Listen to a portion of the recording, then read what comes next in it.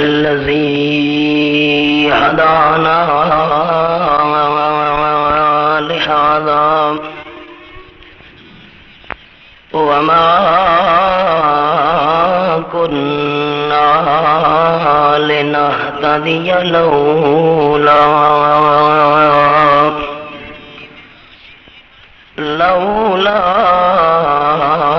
أن هدانا الله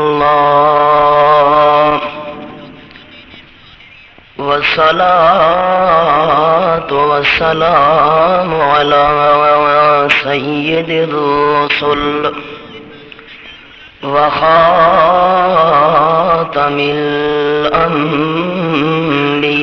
الأنبياء أما بعد فأعوذ بالله من الشيطان الرجيم بسم الله الرحمن الرحيم يا أيها الذين آمنوا كتب عليكم الصيام كما كتب على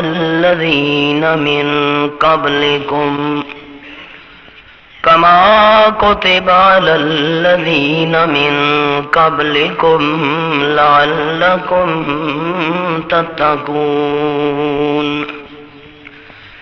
سبحان ربك رب العزة عما يصفون وسلام على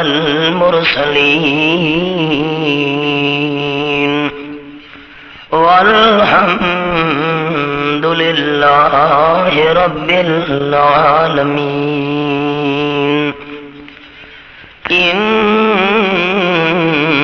الله وملائكته يصلون على النبي يا أيها الذين آمنوا صلوا عليه وسلموا تسلیما۔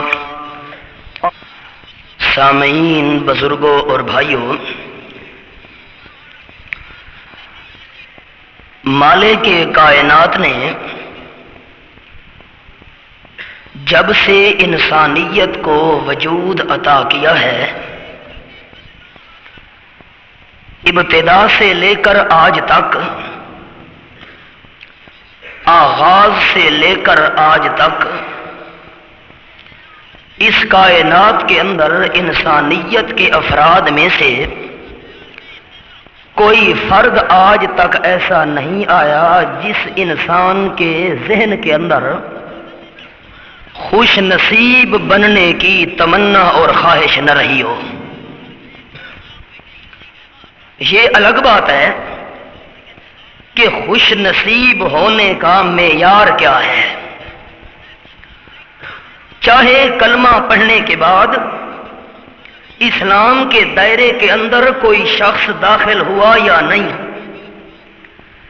غیر مسلم کیوں نہ ہو، یہودیت عیسائیت سے تعلق رکھنے والے افراد کیوں نہ ہوں، لیکن ان کی تمنا بھی ابتدا سے لے کر آج تک یہی رہی ہے کہ ہمارا شمار خوش نصیب لوگوں میں ہونا چاہیے، بد نصیب لوگوں میں ہمارا شمار نہ ہو۔ جب ایک انسان کلمہ پڑھنے کے بعد دین اسلام کے دائرے کے اندر داخل ہو گیا تو لازمی بات ہے، جب کلمہ نہ پڑھنے والے کی تمنا ہے کہ میں خوش نصیب رہوں، تو کلمہ پڑھ کر اسلام کے دائرے میں آنے والے کی تمنا کیوں نہ ہوگی کہ میرا شمار بھی خوش نصیب لوگوں میں کیا جائے۔ لیکن معیار الگ ہے، ان کے ہاں خوش نصیب ہونے کا معیار اور ہے، لیکن کلمہ پڑھنے کے بعد دین اسلام کے دائرے میں داخل ہو کر خوش نصیب بننے کا معیار اللہ کریم کے ہاں اور ہے۔ تمنا ہر کسی کی رہی، اور جو ہمارا ماحول اور معاشرہ اور سوسائٹی ہے، ہم خوش نصیب اسے سمجھتے ہیں جس کے پاس مال ہو، جائیداد ہو، حسن ہو، جمال ہو یا دنیاوی کمالات ہوں۔ حالانکہ اگر مال و دولت یہ خوش نصیبی کا معیار ہوتا تو کبھی قارون زندہ زمین کے اندر غرق نہ ہوتا۔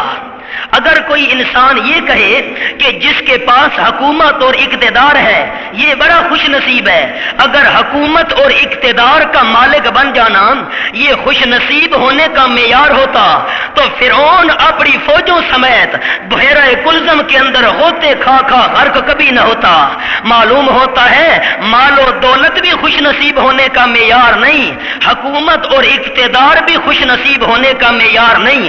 اگر اور کوئی سامنے آئے اور کہے کہ میں تمہیں ایک آدمی دکھاتا ہوں، حسن و جمال، تم کہتے ہو کہ مال و دولت یہ خوش نصیبی کا معیار نہیں، اقتدار اور حکومت خوش نصیبی کا معیار نہیں، لیکن حسن و جمال کو خوش نصیبی کا معیار مان لو، تو ہم وہ معیار بھی ماننے کے لیے تیار نہیں۔ اگر حسن، اگر جمال، اگر خوبصورتی یہ انسان کے خوش نصیب ہونے کا معیار ہوتی تو ابو لہب، جس کو ابو لہب کہتے بھی اس وجہ سے تھے کہ جب راستوں میں چلتا تھا اس کے رخسار حسن کی وجہ سے شعاؤں کا ایک منظر پیش کیا کرتے تھے، لیکن کیا عبرتناک انجام ہوا، تبت یدا ابی لہب وتب، وجود تے پھوڑا نکلا اور وہ گلتا سڑتا گیا، وجود کا گوشت گل گل کر گرنے لگا، اتنی بدبو کہ اپنے رشتہ دار بھی قریب آنے کے لیے تیار نہ ہوئے، اور جب مر گیا حبشے سے غلام منگوائے گئے، انہوں نے گڑھا کھودا اور ڈنڈوں کے ساتھ دھکیل کر اس کو ادھر ڈال دیا، اوپر مٹی ڈال دی۔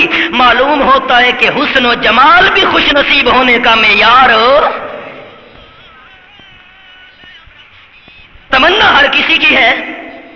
اور یاد رکھیے گا قیامت کے میدان میں خوش نصیب یا بد نصیب ہونے کا فرق ہو جائے گا جب مالک کائنات فرمائیں گے وَامْتَازُوا الْيَوْمَ أَيُّهَا الْمُجْرِمُونَ، مجرموں الگ ہو جاؤ، مجرموں علیحدہ ہو جاؤ، مجرموں نکل جاؤ ایمانداروں کے مجمع سے، جہاں میرے ایماندار ہیں، جہاں مخلصین ہیں، جہاں مومنین ہیں، جہاں موحدین ہیں، جہاں قربانیاں دینے والے توحید و سنت کی خاطر موجود ہیں۔ اللہ فرمائے گے ایھا المجرمون، مجرموں تمہیں کہہ رہا ہوں الگ ہو جاؤ، منافقین الگ ہو جاؤ، منکرین الگ ہو جاؤ، کافرین الگ ہو جاؤ، مشرکین الگ ہو جاؤ، جرم کرنے والوں الگ ہو جاؤ۔ اس وقت تو خوش نصیب اور بد نصیب ہونے کا عملی طور پر مظاہرہ ہو جائے گا، پریکٹیکل سامنے ایک بات آ جائے گی کہ یہ مجرم کھڑا ہے، یہ مخلص کھڑا ہے، یہ منافق کھڑا ہے، یہ مومن کھڑا ہے، یہ کافر کھڑا ہے، یہ موحد کھڑا ہے، یہ مشرک کھڑا ہے۔ اس وقت انسان سمجھے گا میں اپنے آپ کو خوش نصیب سمجھتا رہا، حالانکہ میں خوش نصیب نہیں تھا۔ اگر میں خوش نصیب ہوتا آج بد نصیبوں کی جماعت میں میرا نام نہ لکھا جاتا، آج بد نصیبوں کی مجلس میں ہوں، لیکن رب کعبہ کی قسم اگر اس وقت بد نصیب لوگوں کی جماعت میں انسان شامل ہو گیا، حسرت کرتا بھی رہے خوش نصیب اس وقت ہونا نصیب۔ معیار اصل یہ ہے کہ دنیا کے اندر خوش نصیب کون بنتا ہے، بس ہم نے اس معیار کی محنت نہیں کی۔ افسوس یہی ہے ہم نے چونکہ حسن و جمال، دولت اور مال، حکومت اور اقتدار کو خوش نصیبی کا معیار سمجھا، حالانکہ شریعت میں یہ معیار نہیں ہے۔ امام الانبیاء صلی اللہ علیہ وسلم نے بد نصیبوں کا تذکرہ کرتے ہوئے صحابہ کرام کو حکم کیا، اور قانون ہے کہ جب بد نصیبوں کا پتہ چل گیا تو انسان دیکھے گا کہ کیا انہی کی لسٹ کے اندر میرا نام تو نہیں ہے۔ اگر بد نصیبوں کی لسٹ کے اندر انسان کا نام نہ ہوا تو لازمی طور پر خوش نصیبوں کی مجلس اور محفل میں اس کا نام لکھا جائے گا۔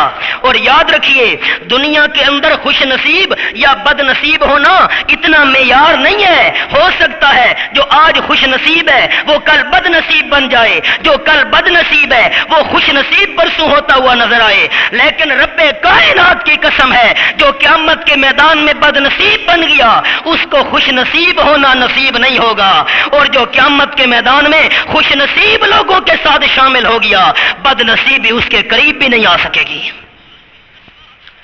تذکرہ کیا امام الانبیاء صلی اللہ علیہ وسلم نے. صحابہ کو فرماتے ہیں قریب آ جاؤ. قریب آئے صحابہ. امام الانبیاء صلی اللہ علیہ وسلم ارتقى المنبر، قدم مبارک رکھا منبر کے اوپر. فرماتے ہیں آمین.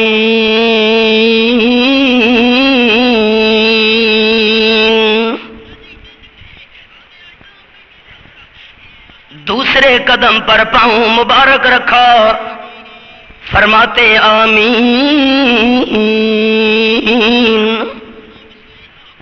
تیسرے قدم پر پاؤں مبارک.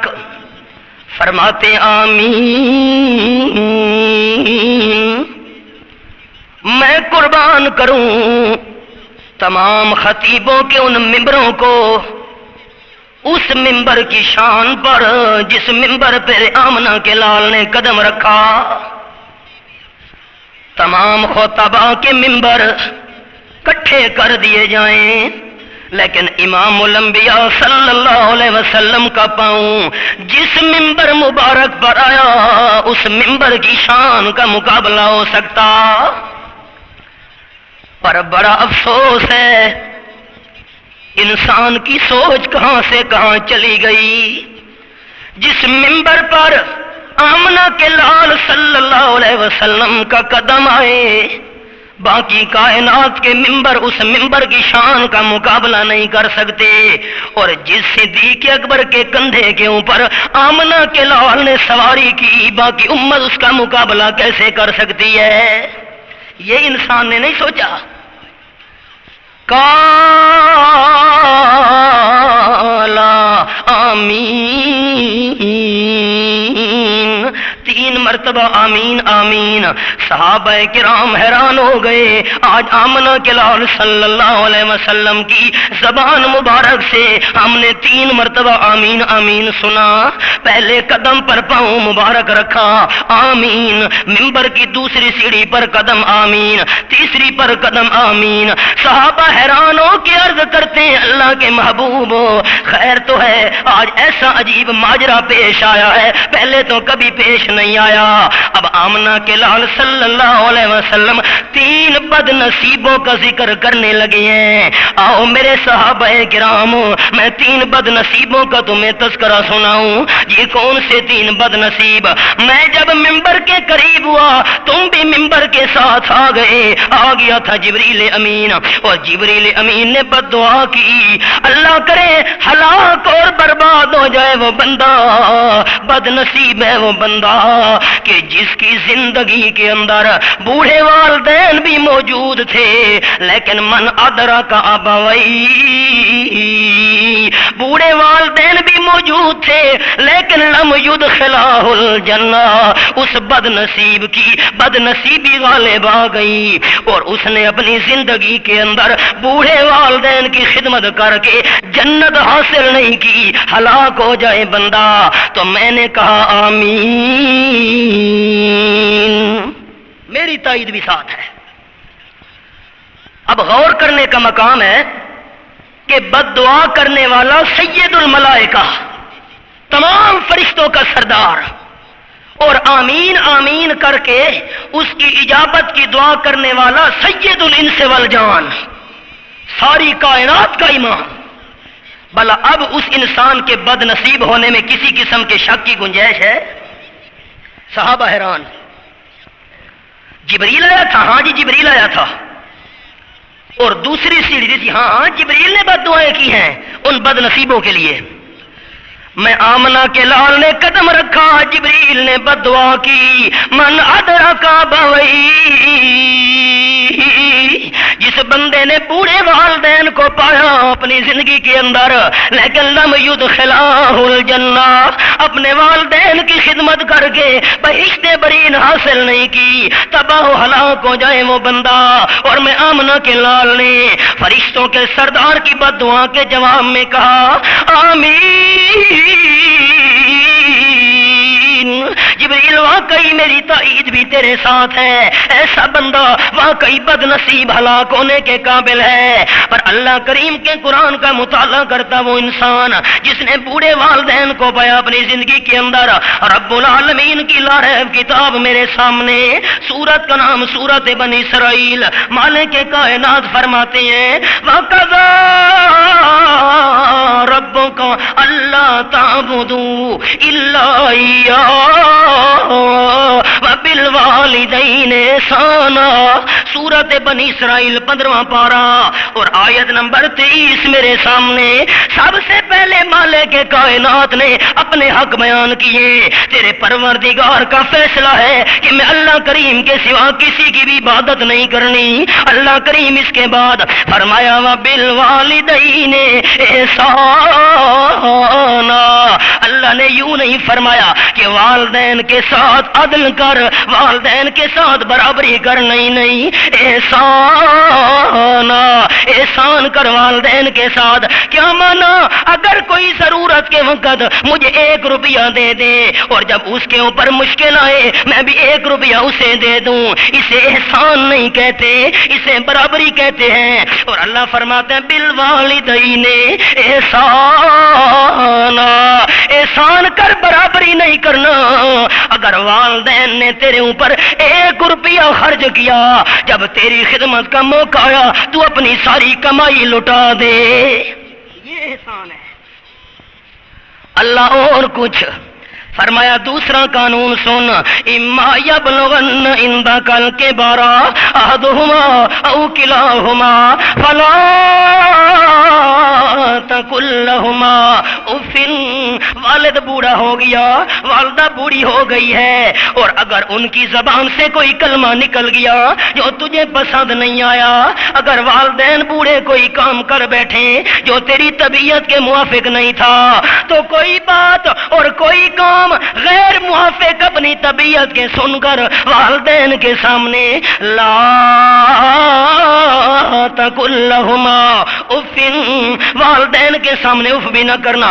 اوہو ابا جان یہ کام یوں تو نہیں کرنا چاہیے تھا، اماں جی یہ بات تو یوں نہیں کرنی چاہیے تھی، ایسا کوئی کلمہ نہ کہنا کہ تیرے بوڑھے والدین کے دل پر چوٹ لگ جائے۔ اللہ اور کوئی قانون فرمایا تیسری بات بھی سن، ولا تنہرہما، اگر بات کرنے لگے والدین کے ساتھ تو ان کو جھڑکنا نہیں ہے، تلخی سے نہیں بولنا۔ اللہ پھر میں کیسے گفتگو کروں؟ فرمایا چوتھا قانون سن، قل لہما قولا کریما، جب بھی بوڑھے والدین سے گفتگو کرنے لگے تو میٹھی میٹھی گفتگو کیا کر، تاکہ ان کے دل کے اندر تیرے لیے ہمدردی کے جذبات زیادہ پیدا ہو جائیں۔ اللہ کریم اور کچھ فرمایا پانچواں قانون بھی سن، واخفض لہما جناح الذل من الرحمہ، جس طرح مرغی کو دیکھتے ہو اوپر سے کوئی کوا آ رہا ہے، چیل اوپر سے آ رہی ہے اور مرغی کے چھوٹے چھوٹے چوزے ہوتے ہیں، جلدی جلدی چوزوں کو بلا کر اپنے پروں کے نیچے چھپا لیتی ہے۔ اللہ فرماتے ہیں واخفض لہما جناح الذل من الرحمہ، اپنے رحمت والے بازو، مہربانی والے کندھے والدین کے اوپر جھکا دے۔ اگر کوئی مشکل آنے والی ہے اپنے اوپر مشکل برداشت کر، والدین کے اوپر کوئی تکلیف نہ آنے دے۔ اللہ والدین فوت ہو گئے ہو، پھر جو دنیا سے رخصت ہو گئے والدین، احسان تو بندہ نہیں کر سکتا، میٹھی میٹھی گفتگو نہیں کر سکتا۔ اللہ فرماتے ہیں تیری زبان تو کسی نے بند نہیں کی، قل رب ارحمہما کما ربیانی صغیرا، اگر دنیا سے رخصت ہو بھی گئے تو ان کے لیے رحمت کی دعائیں مانگتا رہے۔ اللہ جس طرح میں چھوٹا تھا انہوں نے میرے ساتھ شفقت والا سلوک کیا تھا، اب تیرے قرب میں پہنچ گئے ہیں، انہوں نے مجھ پر شفقت کی تھی، اللہ ان پر رحمت کی بارشیں برسا۔ ہم کہاں جا رہے ہیں؟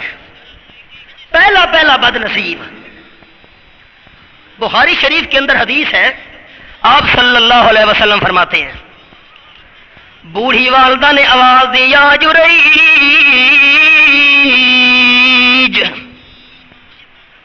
اللہ کریم کا نیک بندہ حضرت جریج رحمت اللہ تعالی علیہ بڑا نیک بندہ، ولی بندہ، اللہ کریم کا فرما بردار بندہ، نوافل ادا کر رہا ہے، اللہ کریم کی یاد میں مشغول۔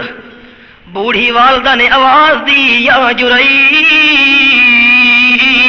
جریج جلدی آ، مجھے کام ہے۔ لیکن حضرت جریج پریشان ہونے لگا کہ ایک طرف نماز ہے اور دوسری طرف بوڑھی والدہ کی آواز ہے، اب میں کیا کروں؟ آپ صلی اللہ علیہ وسلم فرماتے ہیں نوافل نہیں چھوڑے اور نوافل کے اندر لگا رہا۔ بوڑھی والدہ نے دوبارہ آواز دی، آ جریج جلدی آ، لیکن پھر بھی نہیں آیا۔ بوڑھی والدہ نے تیسری مرتبہ آواز دی، آ جریج جلدی آ، مجھے کام ہے، لیکن تیسری مرتبہ بھی آواز پر نہیں آیا۔ ایک طرف نماز اور دوسری طرف والدہ کی آواز۔ آپ صلی اللہ علیہ وسلم فرماتے ہیں والدہ کی زبان سے بد دعا نکل گئی، میرا کام تھا جریج تو نہیں آیا، اب بد دعا یہ سن لے، اللہ کرے کسی بری عورت سے تیرا واسطہ پڑ جائے، تجھ پر الزام لگ جائے، اللہ کرے تو بدنام ہو جائے۔ والدہ کی زبان سے یہ الفاظ نکلے، قبولیت کا وقت تھا۔ امام الانبیاء صلی اللہ علیہ وسلم فرماتے ہیں بس کچھ مدت گزری، اللہ کریم کا نیک بندہ اپنی کٹیا کے اندر، جھونپڑی کے اندر اللہ کریم کی عبادت کر رہا ہے۔ ایک عورت آ گئی اور کہنے لگی جریج آ میرے ساتھ غلط کام کر۔ توبہ توبہ، سوال ہی پیدا نہیں ہوتا، میں اور یہ غلط کام، واپس چلی جا، میں بھائی خود تجھے دعوت دے رہی ہوں، تو نے تو نہیں کہا نہیں نہیں چلی جا، وجہ کیا ہے جریج؟ حضرت جریج نے تڑپ کے کہا چلی جا، او مجھے گناہ کی دعوت دینے والی، انی اخاف اللہ رب العالمین۔ یہ بات تو ٹھیک ہے، جھونپڑی میں تو ہے یا میں ہوں اور تیسرا ہمیں کوئی دیکھنے والا انسان نہیں ہے، لیکن ہم دو اکیلے کیوں نہ ہوں، لیکن انی اخاف اللہ، اللہ کریم سے تو چھپ نہیں سکتے، مالک کائنات تو دیکھ رہا ہے، چلی جا یہاں سے، اللہ کریم کے ڈر کی وجہ سے میں کام نہیں کرتا۔ امام الانبیاء فرماتے ہیں لوگوں جب چلی گئی مایوس ہو کر وہ عورت، راستے کے اندر ایک چرواہا نظر آیا اور اس کو دعوت دی، دونوں نے غلط کام کر لیا۔ کچھ مدت کے بعد جب بچہ پیدا ہوا ساری برادری کھڑی ہو گئی، او بدبخت تو نے یہ کام کیا کیا، ابھی تک تو تیری شادی بھی نہیں ہوئی تھی اور بچہ پیدا ہو گیا۔ وہ عورت کہنے لگی مجھے کچھ نہ کہو برادری والوں، آپ صلی اللہ علیہ وسلم فرماتے ہیں عورت کہنے لگی میرے ساتھ زبردستی جریج نے یہ غلط کام کیا تھا، جریج نے، اور وہ تو بڑا اللہ کا نیک بندہ ہے، یہ اسی نے کیا ہے۔ عورت بھی ساتھ ساتھ آپ صلی اللہ علیہ وسلم فرماتے ہیں جب پہنچے جریج کے پاس، جھونپڑی اس کی توڑ ڈالی، تنکے کر ڈالی اور اس کو دھکے بھی دیے، مارا پیٹا بھی، تانے بھی دیے، اور تو اوپر سے اور ہے اور اندر خانہ اور ہے، تیرے ظاہر اور باطن میں کیوں فرق ہے؟ ہم تو تجھے بڑا نیک بندہ سمجھتے تھے اور تو نے یہ غلط کام کیسے کر لیا؟ جریج کہتا ہے نہیں میں نے غلط کام نہیں کیا۔ وہ کہتے ہیں یہ بچہ موجود ہے گواہی کے طور پر، اور عورت بھی کہتی ہے تو نے کیا۔ اب جریج بیچارہ کیا کرے؟ آپ صلی اللہ علیہ وسلم فرماتے ہیں جریج نے نماز کی نیت کر لی اور اللہ کے دربار میں رونا شروع کر دیا، کہتا ہے اللہ جب عورت مجھے دعوت دینے آئی تھی غلط کام کی، میں نے تیرے خوف کی وجہ سے اس کی دعوت کو رد کر دیا، غلط کام نہیں کیا، اور کہتا تھا انی اخاف اللہ رب العالمین، اللہ تیرے ڈر کی وجہ سے کام نہیں کیا۔ اگر آج یہ مشکل بن گئی میرے اوپر، ساری برادری موجود ہے، عورت بھی بچے کو لے کے آئی کھڑی ہے، اگر تو گواہیاں نہ دے تو زمین پر میری صفائیاں دینے والا کوئی نہیں، بس سلام پھیرو۔ معصوم بچہ دودھ پینے والا بول پڑا، اللہ کریم نے دودھ پینے والے بچے کو بلوا دیا اور بچہ کہنے لگا میری برادری والوں اس حضرت جریج کو کچھ نہ کہو، اصل میں میرا والد وہ چرواہا ہے، برادری تو حیران رہ گئی، دودھ پینے والا بچہ اور گفتگو کرے، اور یہ گواہی، یہ حدیث پاک میں آیا ہے۔ شاید آپ تصور کریں کہ کوئی جھوٹا قصہ سنا رہا ہوں، امام الانبیاء صلی اللہ علیہ وسلم فرماتے ہیں، برادری حیران، جریج کی منتیں کرنے لگے، جریج اگر تو کہے تو ہم سونے اور چاندی کی تجھے کٹیا اور جھونپڑی بنا دیں۔ کہنے لگا نہیں، میرے لیے وہ تنکوں والی کٹیا اور جھونپڑی کافی تھی۔ تب حضرت جریج کو خیال آیا، مجھے بوڑھی والدہ نے آواز دی تھی اور 3 مرتبہ بلایا تھا، جریج جلدی آ، لیکن میں نماز میں مشغول رہا، حالانکہ نوافل تھے، چھوڑ کر بھی چلا جاتا، بعد میں ادا ہو سکتے تھے، لیکن والدہ کی آواز پر نہیں گیا، اور والدہ نے ناراض ہو کر بد دعا کی۔ یہ وہی بد دعا آج ظاہر ہو گئی ہے۔ والدہ نے کہا تھا تیرے اوپر الزام لگے، اللہ کرے تو بدنام ہو جائے، یہ منصوبہ بنا۔ اللہ کے پاک پیغمبر صلی اللہ علیہ وسلم نے مسئلہ سمجھا دیا، جریج کا قصہ بیان کر کے، کائنات والوں، والدین کی ناراضگی سے ڈرا کرو، والدین ناراض ہو گئے، ممکن ہے دونوں جہان برباد ہو جائیں۔ انسان کلمہ پڑھنے والے کو آج یہ فکر ہی نہیں رہی۔ پہلا بد نصیب، جب مکہ فتح ہوا، آپ صلی اللہ علیہ وسلم تشریف فرما ہے، حضرت ابو بکر صدیق رضی اللہ تعالیٰ عنہ آ رہے ہیں حاضری دینے کے لیے۔ آپ نے دیکھا تو بے قرار ہونے لگے کہ حضرت صدیق اکیلا نہیں، ساتھ اپنے بوڑھے والد کو بھی لے کے آ رہا ہے، حضرت ابو قحافہ۔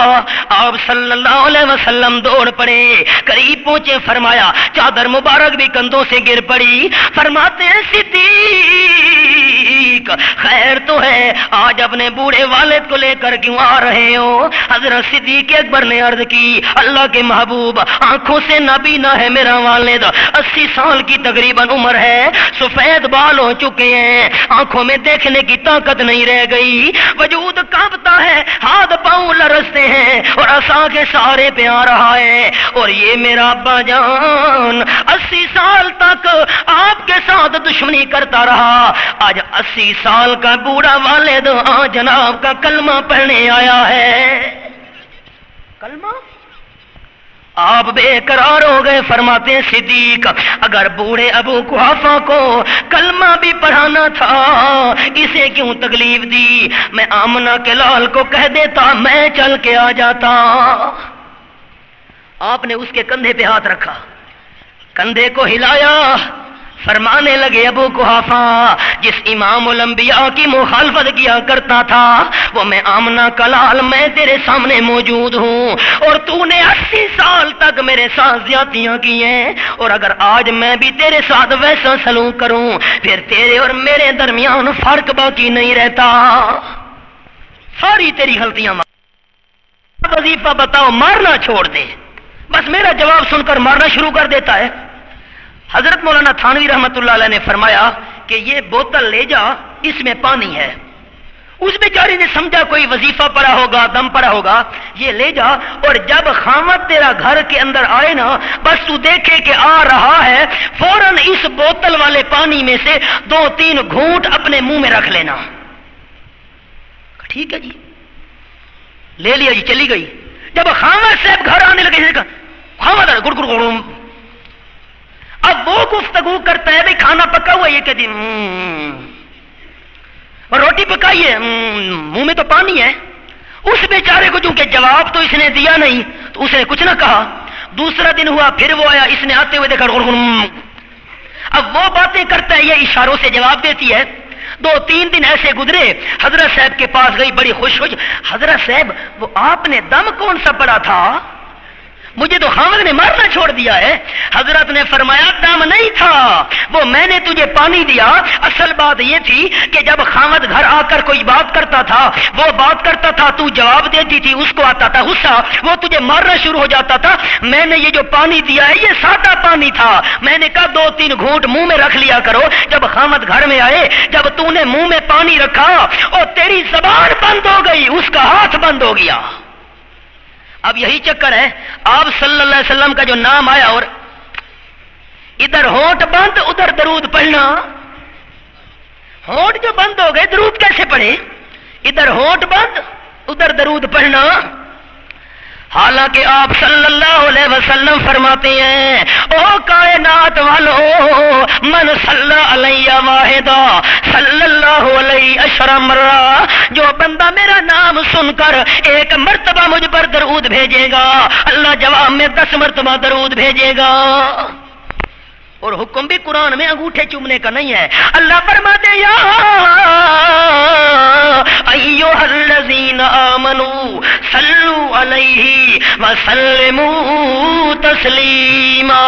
اے ایمان والو، میں اللہ کریم بھی اور میرے فرشتے بھی، فرشتے رحمت کی دعائیں کرتے ہیں میرے محبوب کے لیے، اور میں اللہ کریم رحمت نازل کر رہا ہوں. میرے پیغمبر پر تم بھی درود بھیجا کرو، رحمت کی دعا کیا کرو. سلموا تسلیما، اور سلام بھیجا کرو جیسا کہ سلام بھیجنے کا حق ہے. صحابہ کرام حاضر ہو گئے. اللہ کے محبوب سلام کا تو طریقہ ہمیں معلوم ہے، ہم پڑھا کرتے ہیں تحیات کے اندر السلام علیکہ ایھا النبی ورحمۃ اللہ وبرکاتہ. پر درود کا طریقہ سمجھاؤ. آپ صلی اللہ علیہ وسلم فرماتے ہیں قولوا اللہم صلی علی محمد وعلی آل محمد کما صلیت علی ابراہیم وعلی آل ابراہیم انک حمید مجید. اللہم بارک علی محمد وعلی آل محمد کما بارکت علی ابراہیم وعلی آل ابراہیم انک حمید مجید. قرآن بھی درود کا حکم دے، پیغمبر بھی درود سکھائے. اور یہاں قرآن کچھ کہے پیغمبر کچھ کا حکم دے، اور یہاں معیار نہیں رہا نا.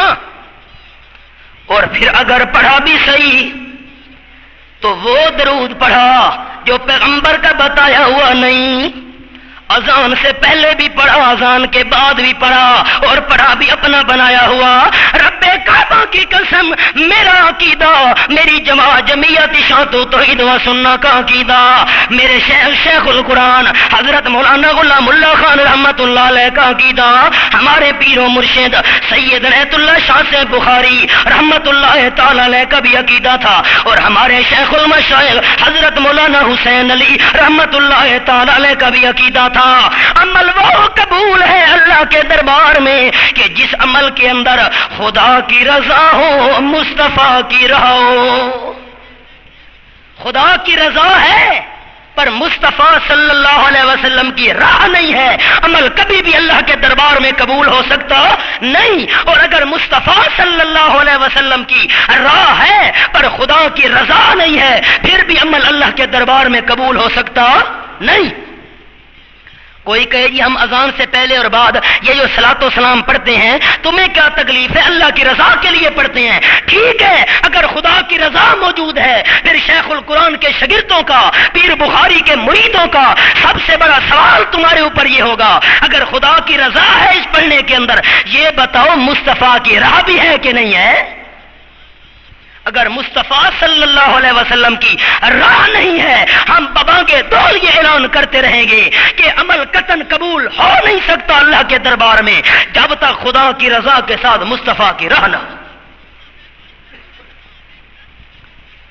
حضرت علی رضی اللہ تعالیٰ عنہ ایک بندے کو دیکھتے ہیں کہ عید گاہ کے اندر عید کی نماز سے پہلے نوافل ادا کر رہا ہے.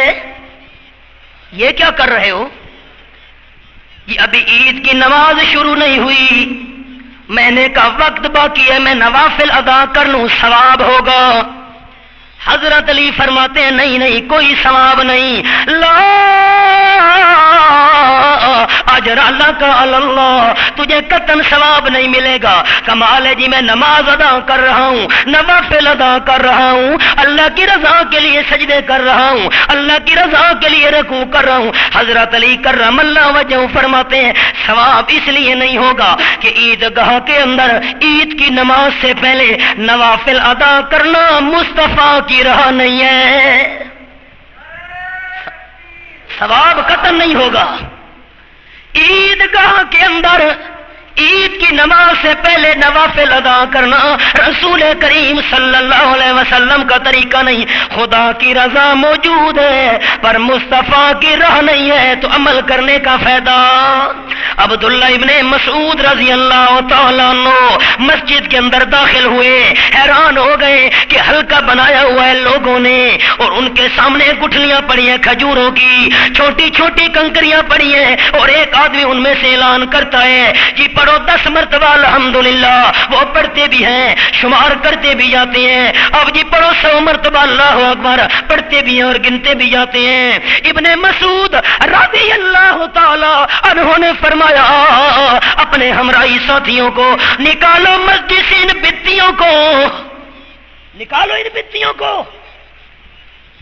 جی اللہ کا ذکر کر رہے ہیں. ابن مسعود فرماتے ہیں نکالو ان بتیوں کو. کیوں؟ اس لیے کہ دائرہ بنا کر مسجد کے اندر کنکریاں رکھ کر ذکر کرنا اور ایک آدمی کہے جی پڑھو 100 مرتبہ الحمدللہ، 100 مرتبہ سبحان اللہ، آدمی حکم کرتا جائے، یہ دائرہ بنا کر پڑھتے جائیں، شمار کرتے جائیں. یہ طریقہ اب صلی اللہ علیہ وسلم کا کوئی نہیں. اور عمل قبول تب ہوگا خدا کی رضا ہو، مصطفیٰ صلی اللہ علیہ وسلم کی راہ ہو. مسئلہ تو تھا، آپ فرماتے آمین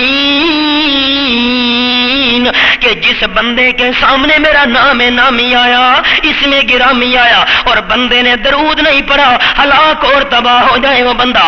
آمنہ کے لال فرماتے آمین. یہ تیسری آمین کیوں فرمائی آپ نے؟ جی فرشتوں کے سردار نے کہا من ادرک رمضان فلم یغفر لہ، کہ جس بندے کی زندگی کے اندر رمضان شریف کا مہینہ آیا اور اس بندے نے اپنے اللہ کریم سے گناہ معاف نہیں کرائے ہلاک ہو جائے وہ بندہ. میں نے کہا آمین.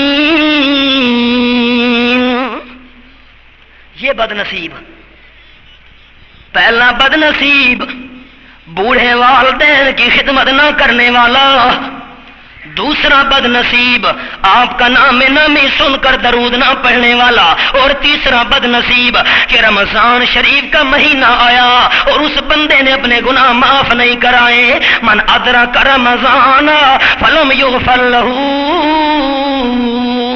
حالانکہ آپ صلی اللہ علیہ وسلم فرماتے ہیں او کائنات والو من قام رمضان ایمان و احتسابا قد غفر له ما تقدم من ذنبه. من صام رمضان ایمانا و احتسابا قد غفر له ما تقدم من ذنبه او کما قال النبی صلی اللہ علیہ وسلم. جو بندہ ایمان کے ساتھ اور آخرت کو سنوارنے کے جذبے کے ساتھ رمضان شریف کے روزے رکھے، اللہ کرے میری آخرت سنور جائے، لیکن پہلی شرط یہ ہے من صام رمضان ایمانا. قبر چٹو نہ ہو، درباروں کا پجاری نہ ہو، مزاروں پر غلاف چڑھانے والا نہ ہو، قبروں پر جا کر ان کے آگے جھک کر سوال کرنے والا نہ ہو، امام بری کو کھوٹی قسمت کھری سمجھنے والا نہ ہو. پہلی شرط یہ ہے من صام رمضان ایمانا، ایمان موجود ہو اور ایمان بھی خالص موجود ہو. اگر خالص ایمان نہیں ہے، ایمان میں ملاوٹ ہے شرک کی، اس بندے کو رمضان کے روزے رکھنے کی قطعاً اجازت نہیں. کیا ضرورت ہے اسے، کیا فائدہ ہے اسے جس کے دل کے اندر خالص ایمان موجود نہیں ہے. پہلی شرط من قام من صام رمضان ایمان و احتسابا قد غفر له ما تقدم من ذنبه. من قام رمضان، اور جو بندہ رمضان کی راتوں کے اندر قیام کرے، قرآن پاک سنے، اگر دن کو روزہ رکھے دن والے گناہ معاف، اور رات کو قرآن پاک کی تلاوت کرے اور سنے، کیا میں رمضان کرے تو راتوں کے گناہ معاف. اللہ اللہ. اور آپ صلی اللہ علیہ وسلم فرماتے ہیں لوگوں اللہ کا پاک نے مجھے بتا دیا ہے، میرے پیغمبر اعلان کر میری طرف سے الصوم لی وانا اجزی به وفي روایتنا الصوم لي وانا اجزا به او كما قال النبي صلی اللہ علیہ وسلم۔ اللہ کریم کا اعلان ہے، او کائنات والوں سن لو، باقی جتنی بھی باتیں ہیں ہر کسی کو پتہ چل جاتا ہے، نماز پڑھو تو دوسروں کو پتہ چل جائے گا، زکات دو پتہ چل جائے گا، کم از کم لینے والے کو پتہ چل جائے گا، یہ مجھے پیسے دے رہا ہے، نام نبی لو پتہ چل جائے گا، حج پر جاؤ پتہ چل جائے گا، صدقے خیرات کا بھی پتہ چل جائے گا، لیکن الصوم لی، روزہ ایسی عبادت ہے کہ میں اللہ کے سوا کسی کو پتہ چلتا نہیں۔ روزہ سے نہ ہو کسی کو کیا پتہ روزہ دار ہے کہ نہیں ہے؟ اور اللہ کی طرف سے ہم نہ کلال بیان کرتے ہیں، اللہ فرماتا ہے الصوم لی وانا اجزی بہ وفی روایت ان اجزا بہ، کہ روزہ خاص میرے لیے ہے، میرے سوا کسی کو پتہ نہیں چلتا، اور روزے کا بدلہ میں اللہ آپ ہوں۔ اب ان الفاظ کو توجہ سے سننے کی ضرورت ہے، روزے کا بدلہ میں اللہ خود ہوں، میں اللہ خود ہوں، اس کا کیا مطلب؟ سلطان محمود غزنوی جا رہا ہے راستے کے اندر اور تھیلی میں ہاتھ ڈالا، ہیرے نکالے، اشرفیاں پھینک دی، اور جو 7 فوجی آ رہے تھے ان کو حکم دیا چن لو، جس نے جتنی چن لی اس کی ہو گئی، وہ ہیرے چن لو، اشرفیاں چن لو۔ تمام فوجی اور لشکری چننے کے اندر مصروف ہو گئے، محمود نے اپنا گھوڑا تیز کر دیا، لیکن حیران ہو گیا محمود کہ ساتھ دوسرے گھوڑے کے ٹاپوں کی آواز آ رہی ہے، حیران ہو کے دیکھتا ہے تو ایاز غلام بھی ساتھ ساتھ گھوڑا بھگاتے ہوئے آ رہا ہے۔ محمود نے پوچھا ایاز کالے رنگ کا غلام، اقبال نے کہا ایک ہی صف میں کھڑے ہو گئے محمود و ایاز، نہ کوئی بندہ رہا نہ کوئی بندہ نواز۔ ایاز تجھے اشرفیوں کی ضرورت نہیں ہے، جانا اشرفیاں چن، میں نے جو عام اعلان کر دیا تھا اشرفیوں کا چننا چن، باقی بھی چن رہے ہیں۔ اب ایاز نے بڑے قیمتی الفاظ کہے، کہنے لگا محمود غزنوی مجھے اشرفیوں کی نہیں اشرفیوں والے کی ضرورت ہے، اشرفیوں کی نہیں اشرفیوں والے کی ضرورت ہے۔ اسی لیے آپ صلی اللہ علیہ وسلم نے یوں انداز سے بیان کیا اللہ کریم کی جانب سے الصوم لی وانا اجزا بہ، اللہ فرماتے ہیں روزہ خاص میرے لیے ہے، کسی کو پتہ نہیں چلتا، اور روزے کا بدلہ میں آپ ہوں، جسے اللہ مل گیا سمجھو سب کچھ مل گیا، جس کو اللہ مل گیا اسے اور کیا چاہیے؟ اللہ اللہ۔ آپ صلی اللہ علیہ وسلم فرماتے ہیں الصوم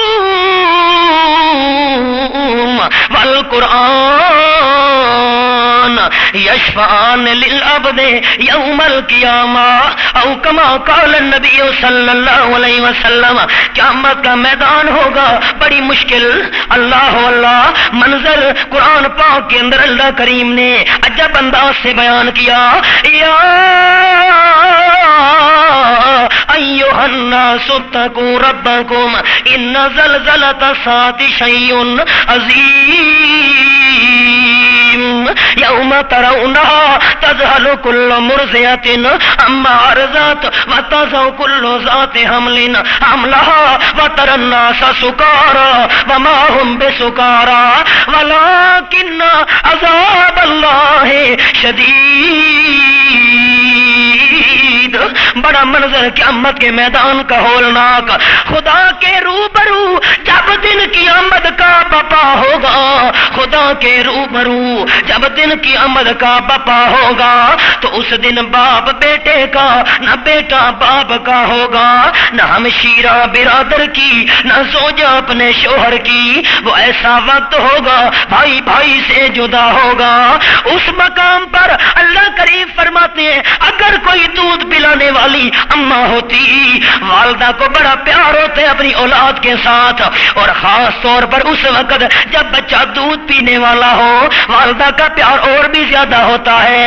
اللہ فرماتے ہیں قیامت کے میدان میں اگر کوئی دودھ پلانے والی ہوتی تو اپنے دودھ پینے والے بچے کو بھی پھینک دیتی۔ اتنا محبوب ہوگی نہیں، اگر ہوتی تو پھینک دیتی.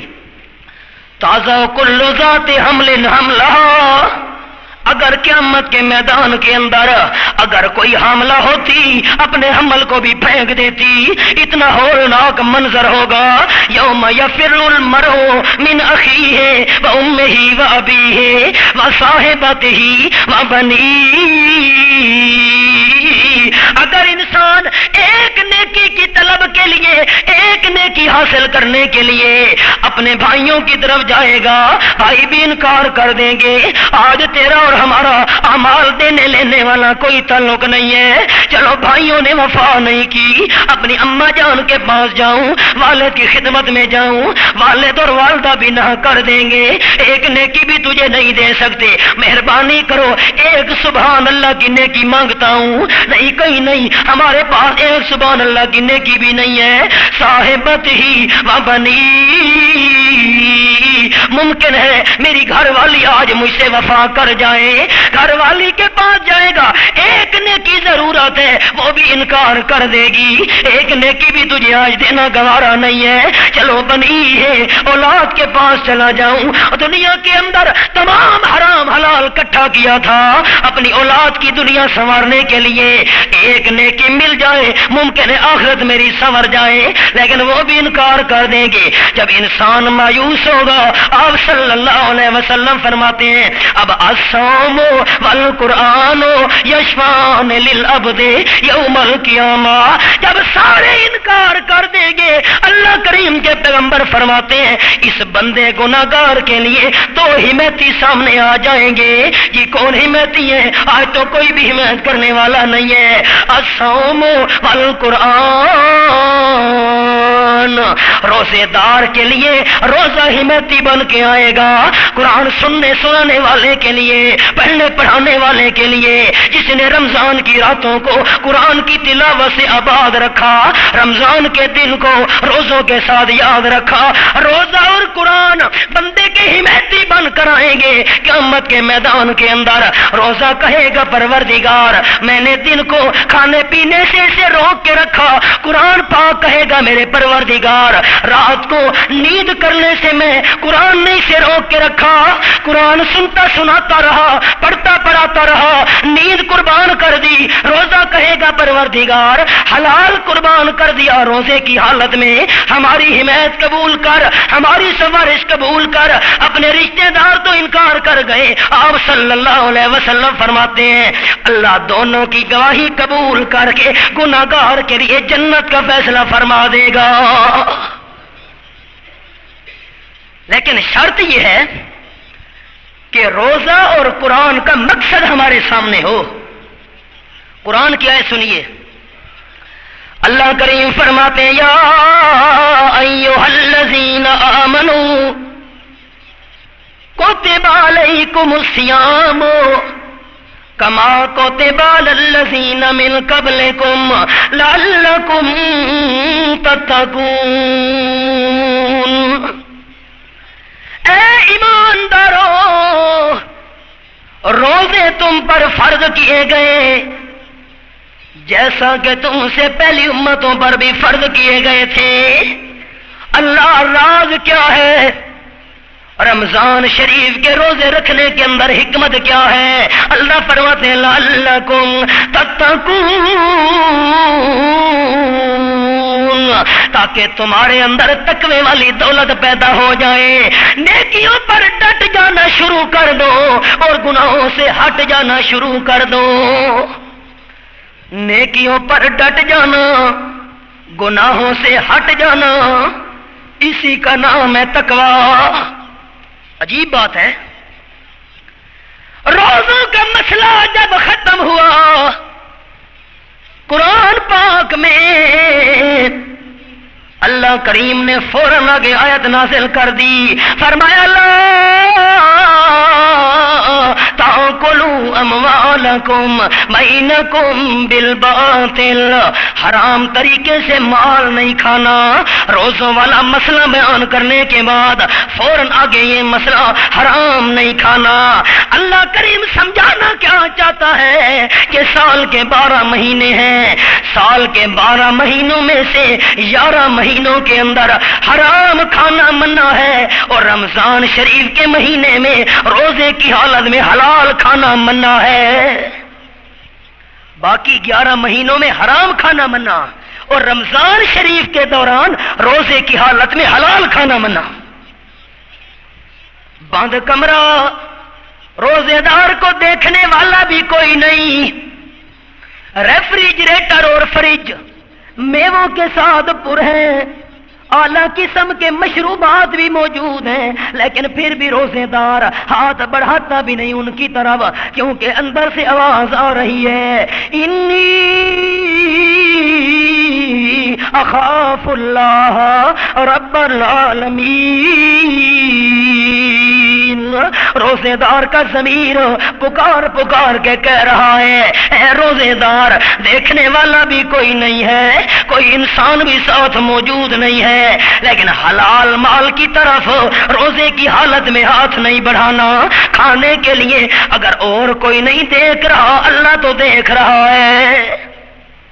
یہی جذبہ پیدا کرنے کے لیے تو رمضان آیا تھا۔ یہ وہی انداز جب حضرت یوسف علیہ السلام کو زلیخا نے کہا غلہ کا دل وکالت حیت لک، دروازے بھی سارے بند ہیں چاروں طرف سے، اور زلیخا دعوت بھی خود دے رہی ہے یوسف جلدی کر۔ اللہ اللہ، برے کام کی دعوت دی زلیخا نے، دیکھنے والا بھی کوئی نہیں ہے۔ وراودتہ التی هو فی بیتها عن نفسہ، اور یہ قانون ہے ہمارے معاشرے اور سوسائٹی کا کہ بندہ جس کے گھر سے کوئی چیز کھا پی لے، روٹی کھا لے، پانی پی لے، بندہ اس کے ساتھ غداری نہیں کر سکتا۔ غداری کرتے ہوئے حیا آتا ہے۔ ہماری سرائکی میں کہتے ہیں پنجابی کے اندر منہ کھاوے تے اکھ شرماوے، منہ کھاوے تے اکھ شرماوے۔ بندہ جس کے گھر سے کھا پی لے، اس کی بات موڑتے ہوئے بھی بندے کو شرم آتی ہے۔ اب پرورش بھی پاتے رہے ہیں، کھاتے پیتے بھی رہے اس کے گھر کے اندر، اور دعوت بھی خود دے رہی ہے۔ پر حضرت یوسف دوڑ پڑے، دوڑتے دوڑتے کہا اے زلیخا، برے کام کی مجھے دعوت دینے والی میں یوسف کا جواب سن۔ قال معاذ اللہ، اور کوئی نہیں دیکھ رہا، مالک تو دیکھ رہا ہے، اللہ کریم تو دیکھ رہا ہے، میں یہ غلط کام کبھی نہیں کر سکتا۔ اور یہی جذبہ روزے دار کے اندر پیدا کرنے کے لیے رمضان کا مہینہ آیا، اور کوئی نہیں دیکھنے والا، لیکن روزے کی حالت میں حلال کیوں نہیں کھاتا؟ اس لیے کہ مالک تو دیکھ رہا ہے۔ اور جب رمضان شریف کا مہینہ گزرا، اس وقت جب حرام کھانے لگا بندہ، اس وقت یہ سوچ کیوں نہیں آئی؟ حلال کھاتے ہوئے جذبہ سامنے آ جاتا تھا، مالک دیکھ رہا ہے نہ کھانا، اب حرام کھانے لگا ہوں، اب یہ تصور کیوں نہیں؟ اللہ دیکھ رہا ہے۔ یہی تو وجہ ہے نا دعائیں قبول نہیں ہو رہی۔ آپ صلی اللہ علیہ وسلم فرماتے ہیں لوگوں، بندہ ہاتھ لمبے کر کے رب رب کر کے پکارتا ہے اللہ کو، لیکن دعا قبول نہیں ہوتی، اس لیے کہ مطعمہ حرام، مشرب حرام، ملبس حرام، غذی بالحرام، انا یستجاب لہ، بندے کا کھانا بھی حرام کا، بندے کا پینا بھی حرام کا، بندے کا پہننا بھی حرام کا۔ اور آپ صلی اللہ علیہ وسلم فرماتے ہیں اگر وجود کے اوپر 10 درہم کا لباس پہنا ہوا ہے اور 10 دراہم میں سے 1 درہم بھی حرام کا ہے، جتنے تک وہ لباس بندے کے وجود پر رہے گا اللہ بندے کی عبادت قبول نہیں کرے گا۔ اگر یہ حقائق نہ ہوتے ہم کبھی آپ کے سامنے بیان نہ کرتے۔ چمن میں تلخ نوائی میری گوارا کر کہ کبھی زہر بھی کرتا ہے کار تریا کی. مطعمہ حرام مشربہ حرام ملبسہ حرام غذی بالحرام انا یستجاب لہ.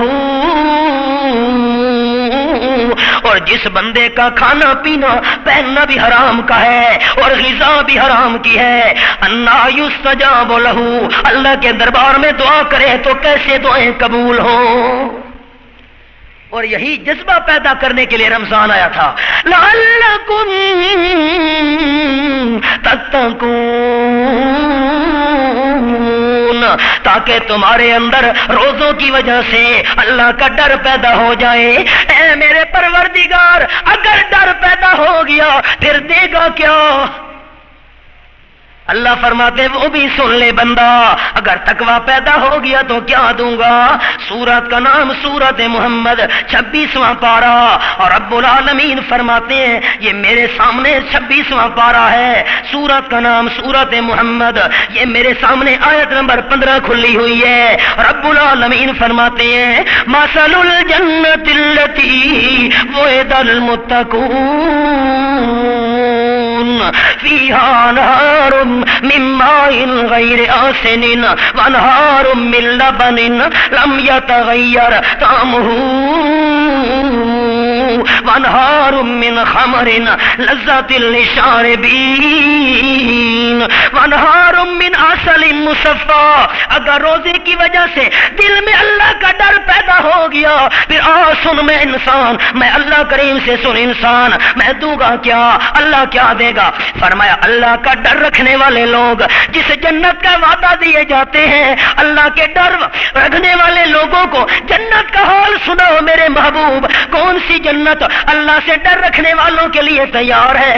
فیہا انہار من ماء غیر آسن، 4 قسم کی نہریں چل رہی ہیں ان باغات کے اندر جو باغات میں